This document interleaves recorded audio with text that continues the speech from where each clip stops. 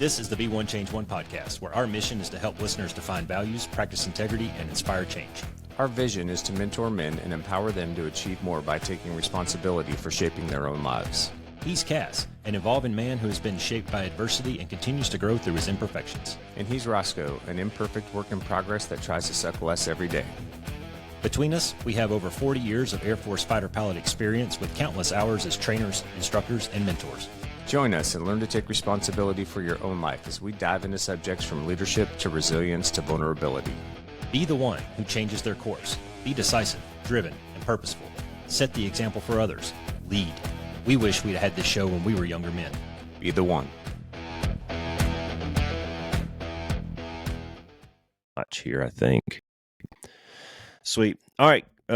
Cass, gosh, I guess I'll go with a totally made up off the top of my nugget intro to our guest today, Tammy G. Barlette, former A-10 patch. So you'll be now the third fighter pilot chick that we've had on our podcast, and I think that's unique, and I highlight that for a reason because it's such a unique path for the females in a heavily male-dominated career field to rise to the point where some of you all have. We had Gringa on the podcast, and we've had Fifi Malakowski was on the podcast, and each one of you have a very unique story. So from A-10s going to weapons school to the Athena was it the Athena Voices, speaking with a bunch of other female fighter pilots, which is really awesome, getting that message out there. And then now you have your own business where you talk about the fighter pilot mindset, which is something that we get jiggy with on here on the Be One Change One podcast. So welcome to the show, G. Barlette. Thank you. I do want to just clarify one thing. So I flew the A-10. I transitioned to the MQ and MQ-9 because of cervical spine reconstruction. And then I went to weapons school. So I went to weapons school in the RPA. Well, just want to make sure that was clear. Semantics, but still. Yeah. Well, it totally is semantics when it comes to what we're talking about. But just for those few fighter pilots out there, they might care. So I just want to make sure that's clear. Yeah. But yeah. I feel that. I have to throw disclaimers out all the time because I was a Strike Eagle Wizzo, and they're like, oh, you're not a fighter pilot. Well, you know what? Fuck you, dude. I still got the mindset to fly in a pointy-nose airplane. So, yes. Yeah. And I taught the T-38 for 6.5 years, essentially teaching the mindset. So, yeah. Well, how did that transfer over? I mean, I know it's a really long, and success is never a linear path, right? It's always like a bowl of spaghetti. But how do you go from flying MQ-9s to teaching the fighter pilot mindset in a small business? Like, where's the rope that connects all that? Oh, geez. Yeah. So, I really just think it's foundationally came from starting really just being in the military. Because, when I was younger, I hadn't even thought about being a pilot because I didn't know any pilots. And I ended up, I was an athlete, and I ended up quitting my favorite sport, soccer, after I had some struggles with a knee injury. And, I look back and I regret that. But we go, I joined the military, and you get to this place where you really can't quit, and I want to say that if we're really going to peel the onion back, that's where it all starts. And that's where it all connects, is learning how to not quit.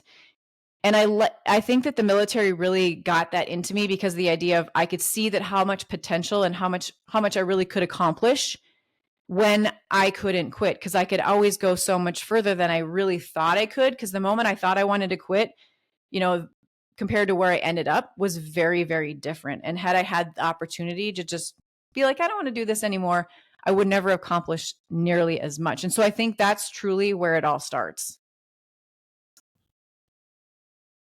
Yeah, I think that's really that's important to distinguish, G, because I agree with you. I think one of the things that the military does is it forces you to get outside of your comfort zone, right?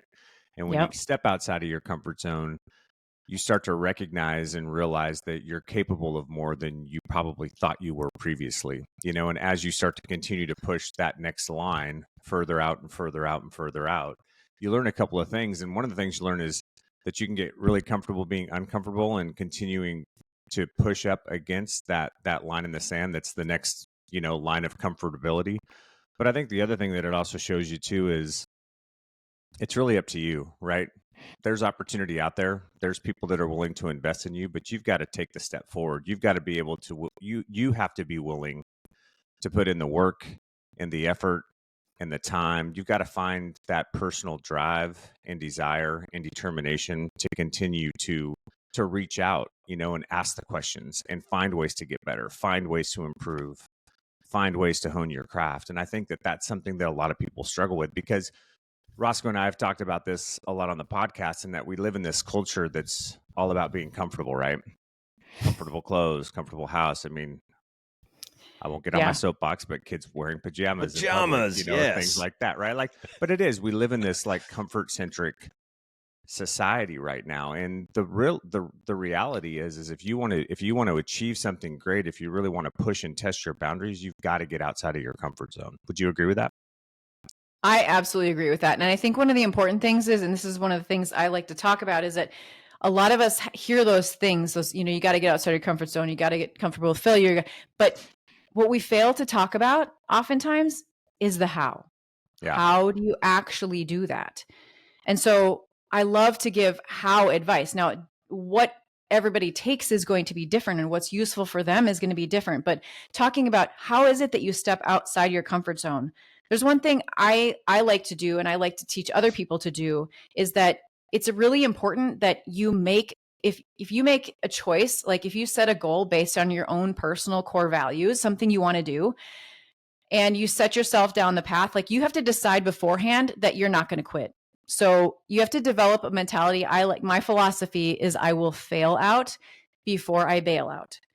So what I like to teach people is, hey, if you set a goal and then you set yourself down the path, you already decided back here that you're not quitting. Yeah. That you're not assuming nothing major has changed. Quitting is not an option. So you just take it off the table. And when things get hard, and they're going to, if it's worth it, and it's going to get more difficult than you ever expected, expect that it's going to get that difficult. When it does, recognize that you're going to have the quitting thoughts. You're going to have the, should I really do this thoughts? Is this, when you start to get emotional and stressed, those are the times you have to go, okay, recognize, dismiss. What am I targeting? Where am I going? What am I looking at? And just recognize that it's going to be uncomfortable and that you made the decision not to quit. I think the not quitting thing helped me get further than ever. And we talked about the military not letting me quit, but there are definitely times in my life after that where I could have said, forget it. Yeah, I'm done. But I decided whether it's I'm not quitting weapons school, I'm going to just get through this hellish program. Yeah. Or if it's something as simple as when I was in weapons school, I made a decision before I started that if I was in class and I had a question, I was going to raise my hand and I was going to ask it. Now that sounds very simple, but again, making the decision beforehand and sticking with it. So I said, okay, I'm going to ask this question. So I remember the first time I had a question, it was probably the first class, the first day. And I'm about to raise my hand thinking, here I go, about to show everybody how much I don't know and that I don't belong here. But I did it anyways, despite the discomfort, because I had already decided. Yeah. And I knew that my decision was my decision. I'm not going to change it. And so that piece of it right there, to me, is really powerful. Yeah, well, and I'm sure Roscoe will piggyback on this too, but I think what you're talking about and what you're actually demonstrating through that example is humility, right? Is I'm going to set my ego aside. I'm not going to try to pretend like I have all the answers. I'm not going to wrap myself up in the worry of pretending that I'm smarter than everybody in the room or I'm somehow better than everybody in the room. My goal is to actually be better. And in order to be better, I have to set my ego aside and humble myself a little bit so that I have actually the courage, which is what it is, to raise my hand in that uncomfortable situation and ask the question. Right. I mean, I thought I definitely had some imposter syndrome going to weapons school. Yeah, we as all an do. A-10 pilot who knew what weapons school was, when they asked me I was, in RPAs asking me if I wanted to go, I thought, what, me? Are you kidding me? Like, I didn't even think it was an option at this point. So I said to myself, okay, I can't do what I did in pilot training where I find somebody after I ask my questions that I wasn't brave enough to ask in the class. I need to keep up or I'm not going to get through this because it's hard. And I'm not the smartest person on the planet. Obviously I'm not dumb, but I'm a really hard worker. And that's what gets me places, because I'm willing to work hard. And I think that that was really beneficial to weapon school. And one of the things I did before I went is, like I said, I made that decision that I was going to raise my hand and ask questions. And why did I decide that? I decided that because one of the things that stops me in my tracks more often than not, and this drives me nuts about myself, but it's worrying about what other people think. I know that's a problem of mine. I know imposter syndrome is a problem of mine. So if you have the self-awareness of these things that you struggle with, you can plan a way to defeat them in advance. Yeah. Well, for those of us with our B1 Change 1 bingo cards, I think I've already won bingo, because we've already hit on all of the topics already. And this is exactly why I wanted to have you on here, G, was because you're just going to magnify and qualify everything that we talk about. And I mean, it's not, when we talk about it, we try not to hit it in like an abstract way. We try to put it into tangible things that you can use. Like, what can I walk away from? And I agree with the sentiment. Like, we talk around, we throw around these platitudes and shit, like, just be better, be awesome, do good things, be uncomfortable, right? But we don't really give the examples of how to do that. And we like to use, because it's such an easy metaphor, we like to use physical fitness here and just go out and do one more rep. Like, it's so easy to make that connection in people's brains, I think. Mm-hmm. Maybe people struggle with their physical fitness routines, and that's difficult for them. Just starting a routine can kind of get you there. But I mean, I've literally got a page of notes already. But I wanted to go back to something that you hit on earlier when you talked about quitting is not an option. And I think that a lot of people, they really struggle with this. And the way that I characterize this is, I invented these two people, these two voices in my head, right? I have Stan and I have Jack. And Stan is my fat little kid who wants to sit on the couch and eat pizza and watch Netflix and play video games. And then Jack is the guy with 6-pack abs and drives a cool car and has all the hot chicks, right? And so I want to go out and be Jack. I want to go out and do all these great things. But then Stan starts talking to me and telling me how good the pizza smells. And it really becomes a challenge inside of my own brain with these two little voices talking to me about how I just have to get to the point where I can tell Stan to fuck off, because I want to be this other person. And I'm wondering if you have any techniques, or if you have any experiences with kind of that self-talk, that self-doubt, and sometimes you have to pump yourself up. Sometimes, like you said, the act of joining the military, you needed a nudge, you needed a coach, you needed a target to hit, you needed that self-discipline and to remove some of that option. Do you have any experience with that? Yeah, for sure. So I like to think, when we talk about this specifically, there's lots of things you can talk about, but what I like to talk about most is what I call our mental energy, or your thought energy. A lot of people don't think about their thought energy. We think about our physical energy. But those moments, like the end of the day, and you're going to go grab some dinner and somebody says, well, where do you want to go? You're like, I don't know. You just pick. Like, Yeah. At that point, you're done. Your mental I get energy yelled is at gone. that for a lot. Yeah. Well, the funny thing is that we don't think about that. We don't protect our mental energy. And I think it's really important. So when you come upon a challenge, you have to go, okay, I need my mental energy. Like, think of it like a bucket, because if you start taking that mental energy and you're going, well, like, let's say it's this full, and you go, starts to get hard, and you're like, well, maybe I should quit. What would people think if I quit? Well, what if I fail out? What are people going to think then? And you start to drain your mental energy processing. Like, a lot of people go through, should I quit, a million times. I have the thoughts too. It's what you do with the thoughts. So to me, it's all about self-awareness, like recognizing that, oh, yeah, that quitting thought is coming in, and guess what? It doesn't belong here. I'm just getting, again, like the whole recognize, dismiss thing. Like, when Stan starts talking to you, be like, nope, it's not your turn. You can talk to me when I'm sitting in the movie theater enjoying myself, but I'm out trying to train for a marathon right now. Stan, you're not my guy.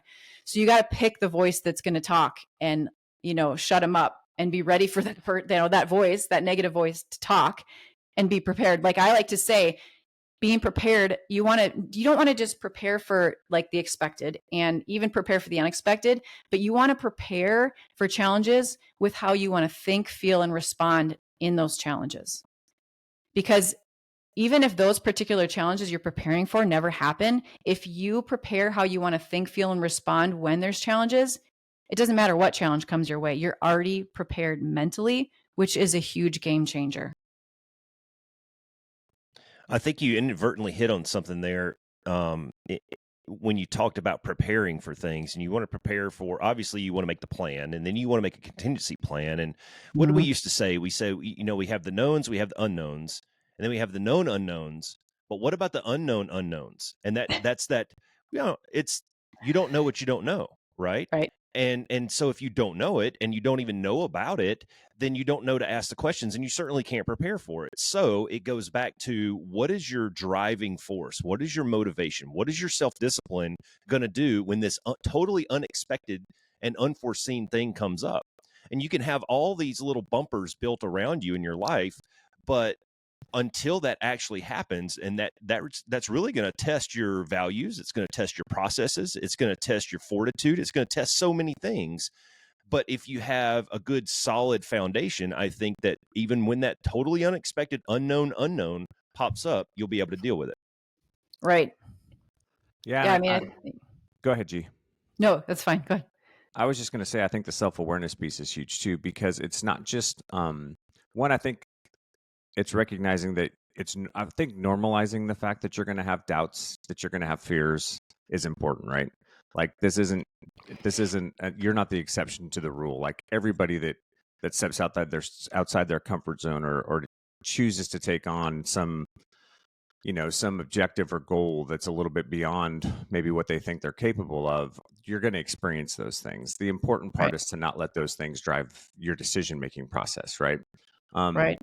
But the self-awareness too, I think, is so important too, because it can even go back further, right? Like, what's the messaging that you've had in your life?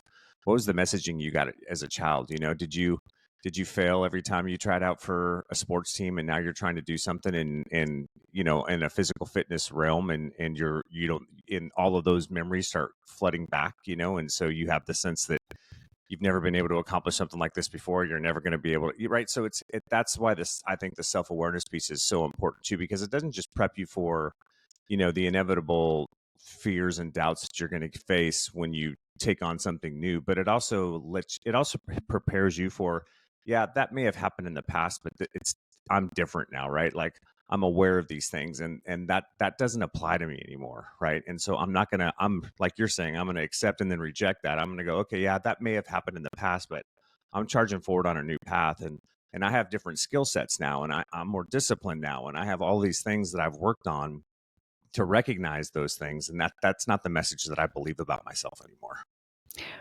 Right, and you touched something that I think is really important, and a lot of people don't think about. You hear a lot nowadays about manifesting, things, but I want to talk about this in a sense that it really hits home for me, is that our brains literally can't take in all the data that's coming at it. It can't. So it uses a filtering system, specifically called the reticular activating system. So the thing about it is, let's go to weapons school. So if I believe I can make it through weapons school, my brain is going to fill in the data. It's going to allow data to come in and filter in data that supports what I believe. So if I think I can make it through, I'm going to see where I'm having wins and successes and how I can do this. If I truly think that if I thought I was going to fail out, I would have failed out, because I had plenty of failures. And if I had focused on those, then I would have just been defeating. I mean, think about the little kid who's told when they're young that they're bad at math. So they believe they're bad at math, and so their brain filters in all the data to support what the brain believes. So it's going to see the opportunities, those points where there was bad math. I know this is a simplistic example, but that's why the whole woo-woo manifesting thing, it's so powerful, because our brains will filter out the stuff that that it doesn't want to grab, because it's going to fill in the gaps. Yeah, but it's also a mindset shift too. And I think this is what fundamentally you're also getting at in using the weapons school example, right? Because you're going to fail. Everybody has failures at weapons school, and everybody typically has multiple failures at weapons school, right? Right. But if you can shift your mindset to recognize that failure is just an opportunity to do better on the next iteration, then that changes the impact, right? Because it's not a failure because you suck and you're not capable of achieving something.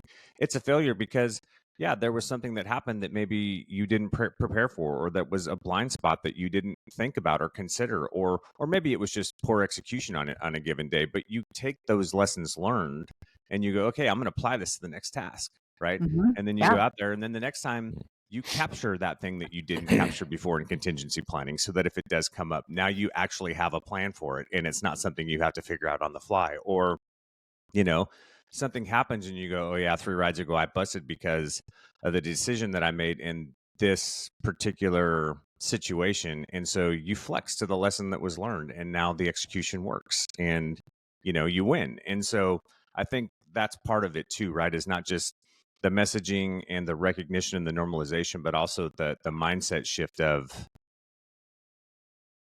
it's okay to fail, right? Because it's just an opportunity to learn, right? Is failure something that's so burdensome on me that it forces me to get into that loop of, okay, well, I'm a failure now and I'm never going to be able to do this, and I'm not capable or able to complete whatever I'm trying to do? Or is it, okay, yeah, I screwed that up, but here's the lessons learned that I'm going to take away from it. This is what I can apply to the next iteration, and then boom, we're off to the next round. Yeah. And I love that you're talking about reframing failure, because again, I think this is one of those topics that has a lot of cliches around it, but nobody tells you how.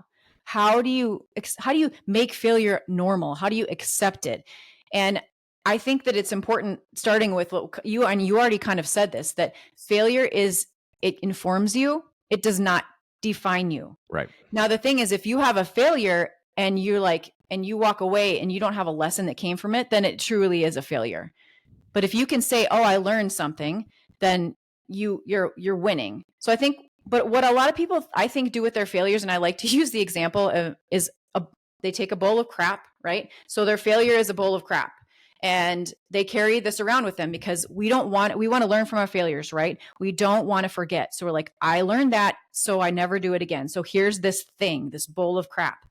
But the problem with that is you don't need the whole bowl.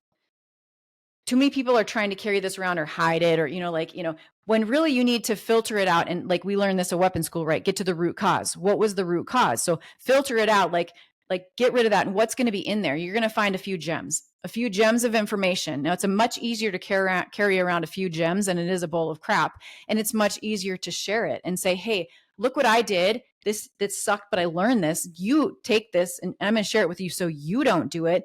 Because the thing is, too many people are just trying to carry it around. But that root cause is so important. I mean, using a weapons school story, there was one ride I was doing time on target bombing. And I was missing the target every single time by like a few seconds. And I just couldn't get it right. And we could have debriefed that and been like, oh, I just suck at timed bombing. And I could have been like, oh, that's me. I'm not good at time on target bombing. But we dug it out and we learned that I was literally just using the wrong number in the heads up display.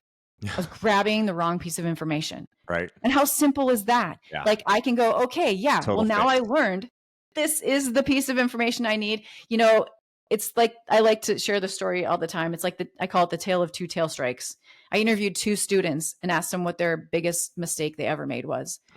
And the first student says, oh, well, I had a tail strike. It was awful. I can't believe I did it. And I'm such a terrible pilot. Like on and on and on and on the student went. The next student, well, I had a tail strike and it was really bad. I know that's really bad. But I learned that when you do X, Y happens. So I don't do X anymore. Yeah. So just circling back to your whole point, it's just information. It doesn't define us. Yeah. That's really powerful, I think, is it doesn't define you, right? Yeah. We're all going to make mistakes. Yeah. And that's how we get better. And we always talk about, embracing failure. Well, okay, what does that mean? Yeah. God, are you kidding me? Well, I think, let's just bring it down to it. We're talking about, I think there's a very small pool of people who have been put in as many pressure situations as folks like us have, for a length of time. I mean, sure, everybody has hardships for maybe a short period of time, but on a long enough timeline, we get exposed to I'm about to cough. Hang on. We get exposed to so many iterations of this that we develop a little bit of a thicker skin. We just kind of get used to the process. And I was having this conversation with some guys at work this week about when you look at the career paths that we chose, it's like that 1% of 1% of 1% type people, right? Mm-hmm. And you put us all in this bucket, and everybody else in the world looks at that bucket as, or in that little bowl, as being on such a high pedestal of that 1%, right? But when we sit around and we look at each other, we're just like, well, you're just another bro, and we're going to give you very critical feedback, because it's like a NASCAR pit crew, man. If I can shave a decimal second off of my pit crew time, then we win the race, and that's the level that we get down to. And I think so many people who just haven't been exposed to that, they get they get comfortable, and Mm-hmm. comfort is easy, right? And it's not the easiest thing in the world to stick your neck out there for fear of it getting chopped off, and sometimes, we were forced to do that in a lot of cases. Sometimes it was voluntary, but I'd say that most people just sitting around their house aren't just waking up in the morning going, let me look for opportunities to fail today. Yeah. So True. I think, but I think we're getting to something here. And I think I want to go back to where you're talking about the RAS. And I first heard about RAS when I was listening to Ed Milet's podcast years ago. And he was talking about it, and he got it to where the way that I started to understand it was I equated it to just your attitude. And if you can just wake up with a positive mental attitude every day, right, towards whatever obstacle it is, or maybe it's not even an obstacle. Maybe it's something like, today's a beautiful day, and I'm no clouds in the sky. It's 70 degrees outside. I'm getting ready to go for a long run. Like, that's something to be happy about, right? Mm-hmm. And the example that I use is when I worked so many years and worked so hard to get to where I was, and then basically got bounced to go be an ALO for 3 years. And I was pretty pissed off about that, because I'd put so much time, effort, and energy into becoming a great Wizzo. And then, through whatever mechanisms, I got bounced from the community. And I could have gone into that assignment with a pissy attitude. Mm-hmm. And on the drive from Mountain Home to Fort Campbell, Kentucky, I just spent a lot of time in my own brain. And I realized that if I go into this, if I show up day one with a shitty attitude and just think in general, this all sucks, well, then it's going to suck. Right. It will. So, Yeah. So I shifted my mindset and started looking at the positive things. We're closer to family. We love the Nashville area down there. Like, northern Tennessee's beautiful, and there's lakes and rivers and stuff. And I can buy a house and go out and raise my kids out in the country if I want to, and I'm going to get to drive really cool trucks and jump out of helicopters and wear cool guy gear and shoot guns and shit. So reframing the problem a little bit, like you said, helped me develop a better attitude, and that helped me start that RAS started kicking in and looking for the good things out there. So there's maybe a little bit more of the how to do this. Right. Yeah. I mean, I didn't want to leave the A10. I mean, but I made the best of it. I thought, you know what? Okay, this is my path, and I don't do things halfway. So whatever path I'm on, I'm going to do it the best that I can do it. Because there's just, in my opinion, there's no other way. Why, like you said, why be miserable? And I think some of that for me, it's helpful because when I look at the future, I don't get very detailed and specific about what my expectation is, because we really can't know exactly. It's kind of a loose, like, more of like, how do I want to be? What is a kind of person I want to be? So when the path doesn't go exactly how I planned, it's not as hard of a hit for me, because again, I didn't picture things in detail all the way to the end. I just kind of going, I'm going to do the best I can. I'm going to make the biggest impact I can. I'm going to help as many people as I can. And that's my perspective versus trying to, because expectations, I think, expectation management is, we could talk about that for probably days, about how that impacts us, and how, for you're talking about this different assignment you got. You didn't expect it. So now you had to shift. So if we get too deep into our expectations and making those things happen, we have to have some wiggle room, make things look differently when they don't go as we thought. Yeah, that's true. And just helping reframe the attitude, like we're talking about. Do you guys know have you ever heard of this guy, Chad Wright? Yeah, he's kind of in the same space that we're talking about here, and former Navy SEAL dude, does a bunch of ultra marathons and stuff. Well, he did this. He's got this documentary on Netflix called 1 Mile Out. And it's about him running the Cocodona 250 here in Arizona, where they start over here in Black Canyon City and run all the way up to Flag, 250 miles. Yeah, it's pretty epic. But his whole mantra was, when he would start getting beat down, his team would just tell him, "Hey, man, we're just 1 mile out.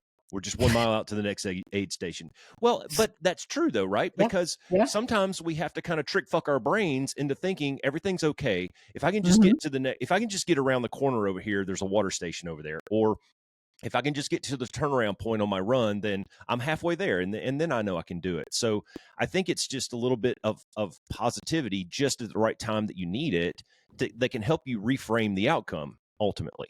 Mm-hmm. Yeah, and I think one of the things that you were saying, G, that aligns a lot with, like you're talking about making sure that you give yourself a little bit of maneuver space and managing expectations. Well, we talk a lot on the podcast about just being willing to pivot, right? Because you may have an idea of how you're going to achieve a specific goal, but it never plays out the way you think it's going to in your mind when you start, right? And so Correct. that's just something that you have to recognize and accept up front. And one of the ideas that I like to share around it is if you want to get to the mountaintop, it's usually not one straight line that goes straight to the top of the hill. It's a winding road that has switchbacks. Sometimes it actually probably goes back down the hill before it starts to go back up, right? There's obstacles that we're going to face. There's new information that we're going to get that may adjust our course on our path towards achieving a specific objective, right? And so all of those things, right, you're going to have to make pivots along the way. You're going to have to go, oh, that's something I didn't know before, new information. Maybe I need to shift in this direction, or maybe I need to go back and figure this out, or add this to my repertoire, or maybe there's some more experience that I need over here, a little piece of education that maybe I need to achieve this ultimate goal. So that ultimate goal is always on the horizon out in front of us. It's the focus, but the path that we take to get there is often very circuitous, right? And so you have to be willing to pivot. You have to be willing to make those adjustments, as you get feedback. And that's where, when we talk about goal planning, that's the importance of those benchmarks. Those short-term goals and benchmarks that you set for yourself, because that's your check-in. That's your own personal check-in to go, where am I at? How am I doing? Do we need to make adjustments to the plan? Yeah, I love that you use the mountain analogy. I use that all the time. And I think about what happens is a lot of people, the big goal is the top of the mountain, right? Yeah. And too many people stare at the top of the mountain, try and walk up the mountain. That's not how you would really do it. I mean, if you're walking up a mountain, you're going, okay, that's my goal, but here's the path. I'm going to walk to this rock, and then I'm walk to that tree, and then you can't stare at the top of the mountain. You're not going to get anywhere, and you're going to get frustrated. So you just stop every once in a while and go, and then you look back and you're like, whoa, look how far I've come. And so I use that all the time. And I think about the day that I showed up at pilot training. I remember driving down Highway 90 into Del Rio, and there was 2 T-38s literally flying over the road. And I knew that 38s flew in formation, but I looked up and I'm like, wait, their gear's down. What's happening here? And then they go over the top of me and they land on the runway together. And my mind instantly goes, I can't do that. Well, of course I can't do that. I'm not even in like the beginning of pilot training. I'm like literally just showing up. So something was wise enough in me to go, okay, stop. No, you can't do that right now. Not right now, but yet. The key is the word yet, right? So I thought, okay, well, I'm just going to drive on the base and like find my dorm room. Okay, I'm just going to get my gear. Those were those little marks along the way that make a difference. And the thing I want to tie in here, though, is that a lot of times we don't think about those for ourselves as we're going along. So I'm going to use my daughter as an example. She runs cross country. And let's say she has a personal record. She's trying to break a certain, like I'm going to get a new personal record, break 20 minutes on my 5K. And she doesn't do it. Is she a failure? No, she's not. But the thing is, too many people just set that end goal, the top of the mountain goal. Too many people do that. And so if that's the only goal she set along the way, then yeah, she's going to feel like a failure, despite the fact that she is not a failure. So what we do is we set up small goals along the way, little things like little sheet, like I have a sheet for her, and like every day will be like, okay, I slept 8 hours. I ate well. I took my supplements. I had a good workout. I, did some visualization, like, and so she can every day go, even if I didn't meet my end goal, I did all this work, because it's not just the success. We got to give ourselves credit for the effort and the progress along the way. And people fail to do that. And I do think sometimes people nowadays are like, oh, I don't want any credit. Don't, yeah, maybe you say that, but it always feels good to be like, I did that. Yeah. I did that. Take the win. Well, let's Yes. not gloss over what you just talked about here. Especially for a young person like your daughter. I'm having these same conversations with, I got a son in college right now who's kind of going through the same thing. And college is a great metaphor as well, right? You can't lay in bed at night and imagine yourself getting your diploma. You have to lay in bed at night and think about, did I do my homework today for the test that's coming up next week, right? And then you look back at midterm and you go, wow, okay, I've got a good grade because I did all my assignments. And then at finals, you go, okay, well, yeah, I got a good grade in the class because I nailed the midterms because I did all the assignments, and it's those little building blocks that stack up over 4 or 5 years, and then you cross the stage and get the diploma. But the piece that I wanted to hit on with what you were just saying there was, I think a lot of people, especially the younger generations right now, they get wrapped up in this instant gratification shit, and they want success now. And we all know that success doesn't happen now. Success happens over a long period of time, right? There's really only a few elements to it. The process is simple, but it's not easy, right? You got to love what you're doing. You got to put a bunch of effort to it, and you got to do that over a really long period of time. And those little things that you were just talking about with your daughter about, hey, did you eat good today? Did you sleep good today? Did you meditate today? Did you do some, did you have a good workout?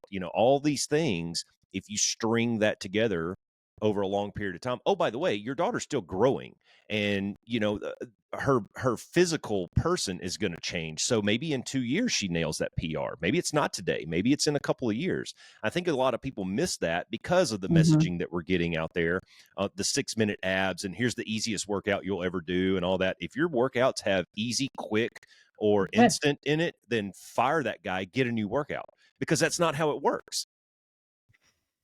Yeah, exactly. I have another daughter. She's a gymnast, and she'll be working on a difficult skill, and she'll get in the car and be like, I didn't get it. Like, hey, remember, let's talk about this. What were you successful at today? What did you accomplish? And then I say, okay, where did you put a lot of effort? Maybe if you got nowhere, but you worked really hard at it. And she'll go, okay, well, my back handspring's on the beam. And, where did you make progress? Even if you didn't get the thing, where did you make a little bit of progress? Oh, well, my cast handstands, I got a little higher. Okay, great. Let's walk away with those things. Well, what if you didn't make any progress? What if it was just one of those days? And we've all had those. What if it's the day where you go out there and you just completely bonk at everything? How do you deal with that? That happens too, well, right? You can your progress can be in the fact that, hey, I handled this with a mindset that, I'm going to get up and come back tomorrow. There you go. That's positive. Yeah. Absolutely. The other thing I was going to say too is, for anybody that's done this, and I agree with you, Roscoe, I think we've all been in a unique opportunity because growing up as fighter pilots, you're forced outside of your comfort zone on a daily basis, just by the nature of how upgrades work and, experience works and things like that. But have you guys ever been flying east to west, like over Denver, like towards the West Coast, and you see the Rockies? Yeah. So when when you see the Rocky Mountain Range from the air, it's impressive because it just goes on forever. And like Denver makes a ton of sense to me, because if I was on a wagon in the 1800s headed west, you got to stop and for a minute. I saw that Rocky Mountain Range, I probably would have been like, I think this is good, right? That John Denver's full of shit. Yeah, right. And then, dude, when you get over the first ridge line on the west side of Denver, you can see all the quitter towns. Yeah. Where people got over that first ridgeline, they were like, oh, shit. Roosevelt's Pass on the I-70 there. It just there. keeps going, right? Yeah. So when we're talking about climbing the mountain, guess what? You get to that mountaintop, and what you realize is False Summit. Yeah, False Summit, right? Like there's another mountaintop that's ahead of you, and you may have to go down into a valley first to figure some things out and learn a few things, get a few supplies, get your shit together before you go up that next crest, right? But it is, right? They're all building blocks. Because, okay, so let's say I get to I wanted to be I wanted to get through pilot training. Great. Here's your wings. Well, guess what the next mountain is in front of you? RTU, right? And then, okay, you can fly the A-10 or you can fly the Strike Eagle or you can fly the F-16. Guess what the next mountain is?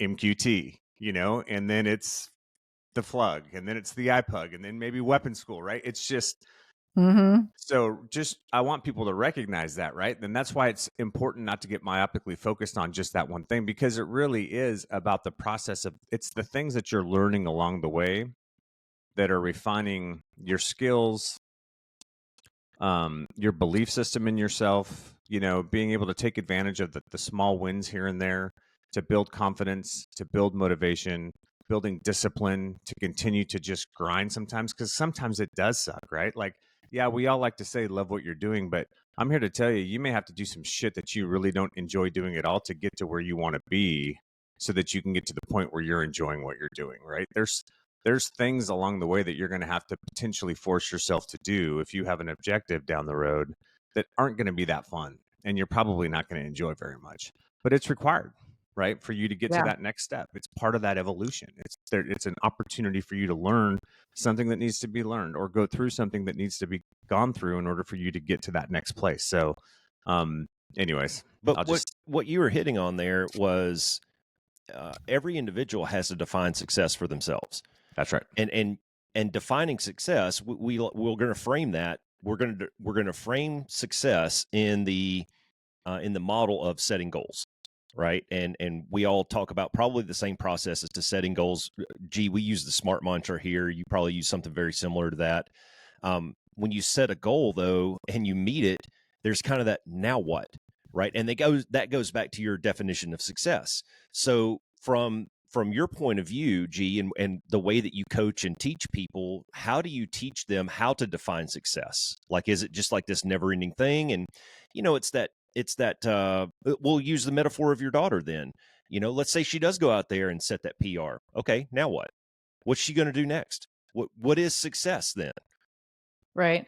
Well, if you don't mind, I'll use another example that I think is super helpful, that comes up a lot and usually helps people, is becoming a parent, working parent, especially working mom. So I went to weapons school when my kids were 3 months old and 18 months old. Oh, ouch.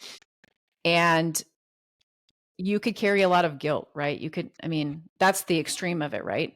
But, I think about when I was first a mom, I remember at first I was literally like, I'm thinking I'm a bad, like in the back of my mind somewhere, maybe more subconscious, I'm a bad mom because, I had this June cleaver, and I know a lot of people won't understand that analogy, but basically like my hair is perfect. I'm bringing cookies to the kids every day. I'm at every event. I'm there for every boo-boo. I see them walk and talk and like everything.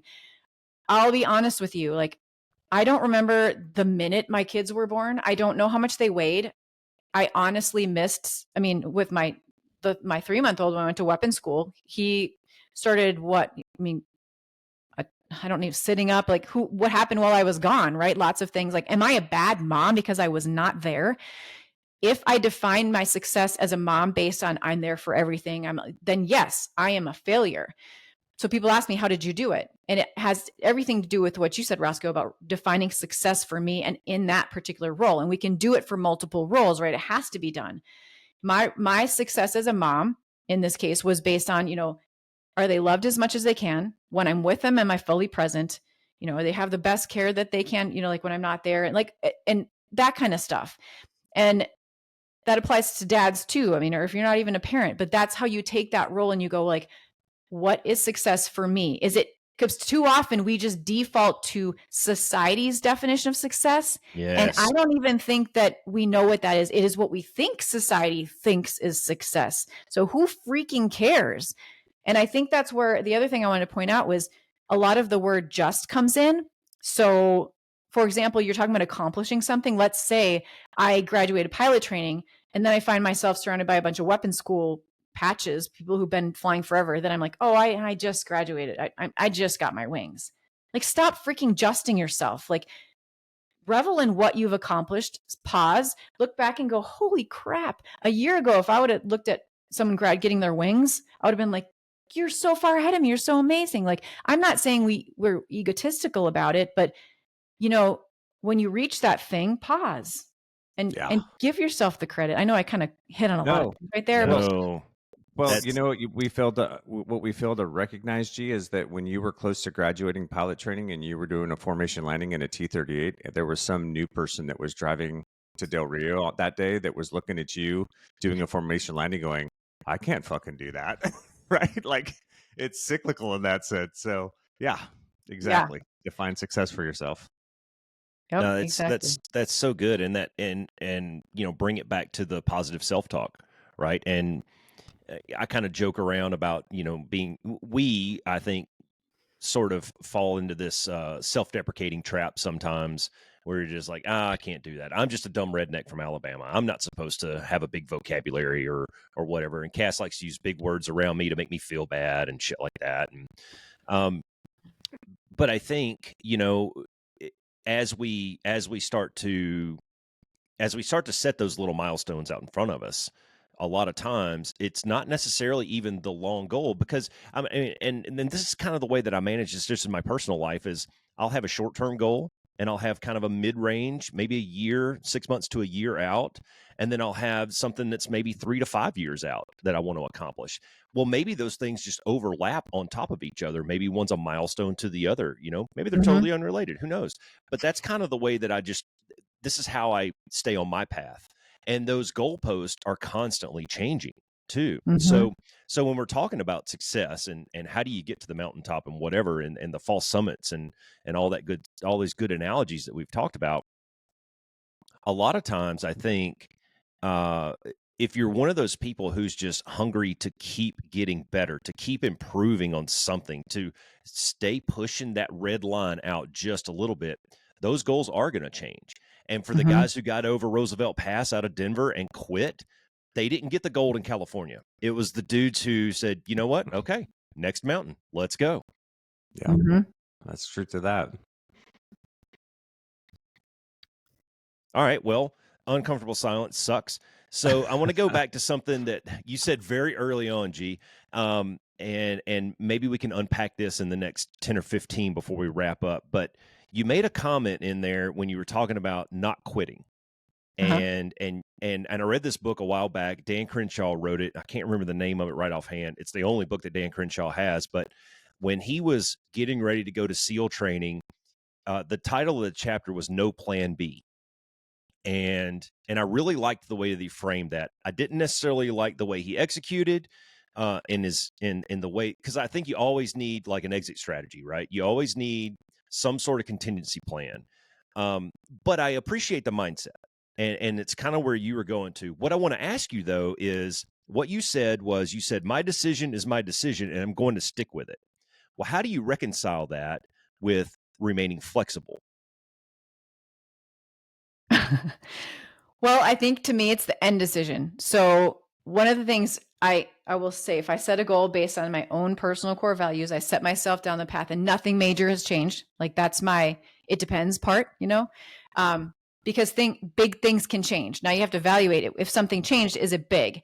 Because I know that going in, that my destination is my destination and I'm going to get there, but it's kind of like Cass was talking about with the mountain, the path changing. I also go in knowing it's probably not going to go as I planned. And I think that's a really important mindset to have. What is getting in my way? What am I scared of? And I think that a lot of people don't prepare. You talked about the contingency thing, the contingency, having a contingency plan. And I think that's important. So I like to say, be prepared for the unexpected. We all know that as a fighter pilot, we need to be prepared for the unexpected. And I think too many people don't prepare for the unexpected like they should. And that's part of, even if that thing never happens, doing that preparation in advance prepares you mentally. And how do you know what are those things that are your things that you should plan for? If you're not a pilot and we're not planning a mission, it's really simple. Like if you're laying in bed going, oh my gosh, I really hope that doesn't happen. If you have not planned for that thing as if it's happening in detail, step by step through to the end, and to include how you want to think, feel, and respond, then you haven't done the proper planning. You should plan that through all the way to the end, because what I like to say is hope isn't a plan. Like, hope is important. We need it, but hope is not a plan. And sometimes think of it this way. Like when I give virtual keynotes, one of my fears is that the internet is going to go out and I'm getting paid for this keynote and I'm not going to be there.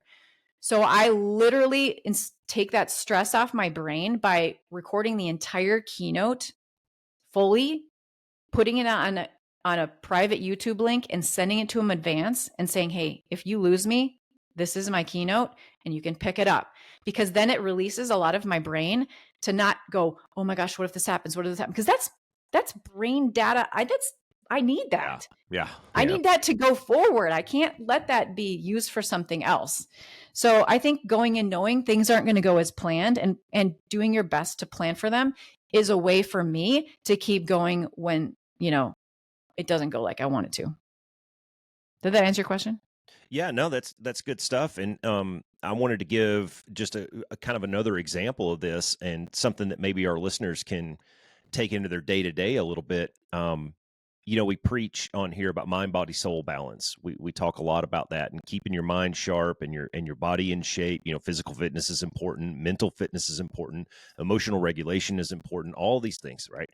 Well, you don't always know what's going to pop up. So if you have things in balance and if you're constantly working on these things, then maybe you are prepared for some of that. And here's my example, right? I like to keep my body in shape fairly well. I exercise regularly. I don't, I'm not one of these guys who's going to go into the gym and throw up 3 plates and shit like that. But I'm at a good physical fitness, I think, to be able to handle most of what life throws at me. And the example came in January this year. I got notified of a short notice TDY overseas. And when I go on vacation or when I go on a trip like that, I'm going to milk every single bit of it that I can. And for 3 weeks, Katie went with me, my wife, she went with me, and man, we pushed it up. I mean, we were walking, 8, 10, 13 miles. We did 13 miles in one day around London, just walking, well, if I hadn't have done that preparation on the front end, then my body would have been broken after about 2 days of that. And I wouldn't have gotten as much out of that experience as I could have. So there's just a real world quick example of preparing for something that you don't know is going to happen. But when it does, you're thankful for the shit that you did 6 months ago. Yeah. Hey, G, I got a question for you. So in that last round of conversation, you talked about, setting goals and making decisions based on, you mentioned core values. So we talk a lot about defining personal values on the podcast. So can you tell me why understanding those core values you think is important and how that helps shape how you set those things? I think for me, so I didn't really consider or think about personal core values until after I retired, which is really sad to me. And I wish I had thought about it. I know that my younger self would be rolling my eyes being like, oh yeah, blah, blah, core values. But the truth is that I'm and many of us do this, overextend myself. I say yes to everything. And so knowing my personal core values has really helped me to determine what opportunities I'm going to take and which ones I'm going to kindly say no to. So my core values are connection, impact, authenticity, integrity, and wisdom. And so if it doesn't fall inside of those things, which I could be very broad, I know, but so I created a statement to create life-changing impact through authentic connection, thought, and action. So if what I'm doing does not support that, then I'm not going to do it. Because otherwise I spread myself way too thin. Yeah. No, I think that's solid. I mean, I think it's so important too, because, anytime we're going through a process and we do set values, you're going to hit roadblocks along the way, you're going to have to navigate some difficult decisions. And I think I think it's very difficult if you don't have that genuine understanding of yourself to really make good decisions in critical moments like that, right? Because it could come from a false sense of emotion or ego or all kinds of things. But if you can always go back to your values and how you kind of respond, react, your thoughts, your words, your actions, it's going to keep you balanced, right? It's going to keep you aligned. It's going to keep you congruent. And that's going to give you a lot of confidence moving forward, right? Versus if you haven't done that for yourself, you see it all the time where people kind of are wallowing in a decision. They're like, well, or they'll make a decision. I go, oh, I don't feel good about that. I probably shouldn't have done that. Well, if you would have known what your values were and you could have reflected on those values before you made that decision, then you probably wouldn't be feeling that way in this situation now. So Right. I was just curious to get your take on it. So thanks for sharing that.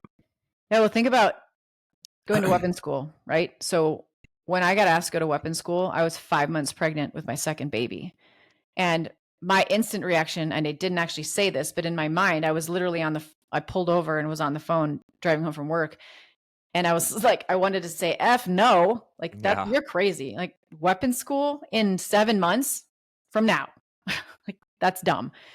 And I went home and I told my husband about this crazy opportunity. And he just looked at me and he said, you have to go. Are you an idiot? Yeah. You have to go. You can't turn this opportunity down. And I was like, Yeah. wait, what? Yeah. Because all I could see was the problem. I was buried inside of the problem. And he was able to like pull me back or at least show me the big picture and support me in that because I couldn't do it alone. But the thing is, my initial confidence and my belief in myself, and this has happened multiple times, has come from other people. And most often it has been from him. I didn't believe in myself. Now that's you can start off that way. You can't maintain that. Your belief has to actually become yourself. Like you have to believe in yourself, but it is okay to initially use someone else's belief in you to start yourself down a path. Because if you trust them and they believe in you, there's probably a good chance that they're seeing it clearly and you got the book too close to your face and you can't read the words. Yeah. So. Yeah. Well, I think it's also, go ahead, Roscoe. No, go ahead. I was just going to say, man, I really feel that. And I think a lot of people struggle with that. I know I do. Because I tend to look at the problem instead of trying to find the solution, and which is almost counter to everything that we've ever been taught. I mean, from day one, we're taught to be problem solvers. Like there is a solution to this. You just have to find it. And if you think about it long enough, you will find the solution to this problem, whether it's, being a mission commander at Red Flag and having this giant tactical problem, or you have a student who's really struggling on final turns. It could be something as simple as that. There's a problem, and if we dig far enough, we can find a solution to this. And I think that I get wrapped up in that trap. I know a lot of people get wrapped up in that trap of like, oh gosh, I don't think I can do this, or I don't think I'm good enough to do this. And I loved what you said earlier about Cass, I'm going to use a big word here, the ellipses, ... yet, right? And that's the key word is the yet. Okay, so maybe I'm not good enough to do this right now. Maybe I don't have the skills. Maybe I lack a little bit of talent that I can make up with skill building. Maybe I have a lot of talent and I don't have any skill and then I need to build up. Maybe it just takes a little bit of time. Maybe it takes some repetition. Maybe it takes being told no or failing a few times to learn those lessons to build that experience base up to now where I can do it. Absolutely. Yeah. It's so important that we believe in ourselves and, we build that picture that we can. It was so awesome that my husband, he did that for me. He believed in me. He thought I could. And eventually I had to build it myself. But I don't know. I mean, we can do hard things and we can get through it. And, there was a lot of people who judged me when I left and was like, how can you just leave your kids? Like, what is that? And that's, we talked earlier about defining success for ourselves. And we really had to look at that and go, well, wait, I'm leaving my kids at this age. Who am I to do this? But that's where we just redefined success and it gave him the opportunity to do something that he wanted to do. It was so freaking hard. I'm not going to lie. It was horrible. But, we knew we could do it and just didn't give up. Uncomfortable silence again. Yeah, no. It's just, I mean, I think it's important when you got to seize opportunities sometimes in life. There's never a perfect time, right? I think that's what's so applicable to that story that you have, G, is right. There's never going to be a perfect time to go to weapons school. There's never going to be a perfect time to do X, Y, or Z. There's never a good time. Like, so when you have opportunities in front of you, that's again where, you know, and you probably would agree with this, if you had defined some core values for yourself back then, it might have given you a little more of an ability to not have the book so close to your face and go, okay, you know, how should I navigate this? But I think one thing that's important to do too is if you have a goal, share it with people.